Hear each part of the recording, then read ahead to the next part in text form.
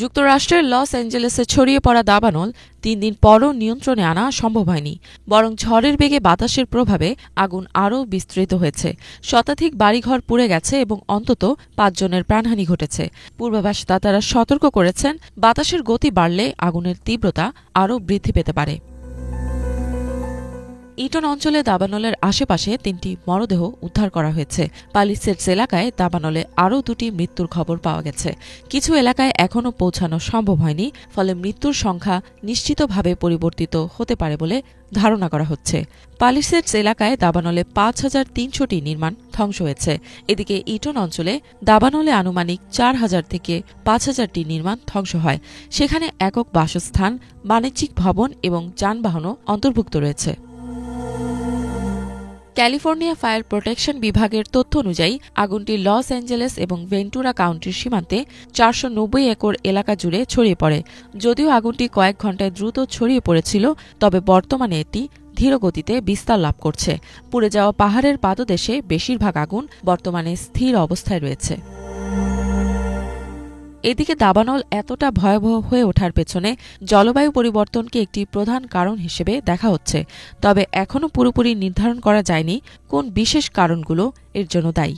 যুক্তরাষ্ট্রের দ্বিতীয় বৃহত্তম শহরে কেন দাবানল এতটা ভয়ঙ্করভাবে ছড়িয়ে পড়েছে, এই প্রশ্নটি বর্তমানে আলোচনার বিষয়। দেশটির কর্মকর্তারা জানিয়েছেন, দীর্ঘদিন বৃষ্টি না হওয়া, খরা এবং প্রবল বাতাসের কারণে দাবানল দ্রুত বিস্তার লাভ করছে।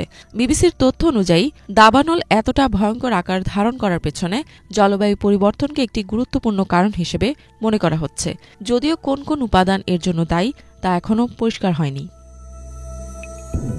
ক্যালিফোর্নিয়া ফায়ার সার্ভিসের একটি ব্যাটালিয়নের প্রধান ডেভিড অ্যাকুনা জানিয়েছেন, ক্যালিফোর্নিয়া অঞ্চলের ৯৫% দাবানল মানুষের কারণেই শুরু হয়। তবে বর্তমান দাবানলের সূচনা কিভাবে হয়েছে সে বিষয়ে এখনও স্পষ্ট কোনো তথ্য প্রকাশ করেননি সরকারি কর্মকর্তারা।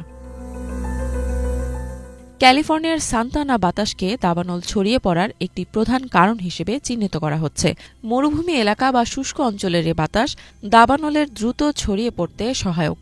ক্যালিফোর্নিয়া ইউনিভার্সিটির এনভায়রনমেন্ট ইনস্টিটিউটের পরিচালক অ্যালেক্স হল জানাচ্ছেন, শীতকালে এই বাতাসটি বেশ প্রকট হয়ে ওঠে, যেহেতু উত্তর গোলার্ধে এই সময় নিম্নচাপ ও উচ্চচাপের পার্থক্য বেড়ে যায়। তবে বিজ্ঞানীরা এখনও পুরোপুরি নিশ্চিত নন যে জলবায়ু পরিবর্তন সান্তানা বাতাসকে কিভাবে প্রভাবিত করছে। লস অ্যাঞ্জেলেসের পালিসেডসে সম্প্রতি যে দাবানল ছড়িয়ে পড়েছে তা গত ৩০ বছরে তৃতীয়বারের মতো বড় আকার ধারণ করেছে। প্রায় ১,৩৭,০০০ মানুষ তাদের বাড়ি ছেড়ে নিরাপদ স্থানে চলে গেছে। বিবিসি জানাচ্ছে, যারা পালাতে সক্ষম হয়েছেন তারা জরুরি প্রয়োজনীয় জিনিসপত্র নিয়ে দ্রুত বাড়ি ছেড়েছেন এবং প্রাণ রক্ষার চেষ্টা করেছেন। এদিকে ইটনের দাবানলও এখনও নিয়ন্ত্রণের বাইরে রয়েছে। আতঙ্কের মধ্যে রয়েছে হলিউড হিলস এলাকা। যদিও ক্যালিফোর্নিয়ার দক্ষিণাঞ্চলে দাবানলের তীব্রতা কিছুটা কমেছে এবং চরম সংকটের পরিস্থিতি থেকে সংকটাপন্ন অবস্থায় এসেছে, তবে এই সপ্তাহে এই অঞ্চলে বৃষ্টির সম্ভাবনা নেই। দাবানলের কারণে ক্যালিফোর্নিয়া স্কুল এবং বিশ্ববিদ্যালয় বন্ধ ঘোষণা করা হয়েছে। ঝুঁকিপূর্ণ এলাকাগুলোর বাসিন্দাদের নিরাপদ স্থানে সরিয়ে নেওয়া হচ্ছে। যুক্তরাষ্ট্রের ক্যালিফোর্নিয়া অঙ্গরাজ্যের লস অ্যাঞ্জেলেস কাউন্টির শেরিফ রবার্ট লুনা বলেছেন, মনে হচ্ছে এলাকাগুলোতে একটি পারমাণবিক বোমা ফেলা হয়েছে। দাবানল আরও বিস্তার লাভ করবে কিনা সে ব্যাপারে বলতে গিয়ে রবার্ট লুনা বলেন, তিনি আশা করছেন যাতে এমনটি না ঘটে। ইফাত জাহান, বাংলাভিশন।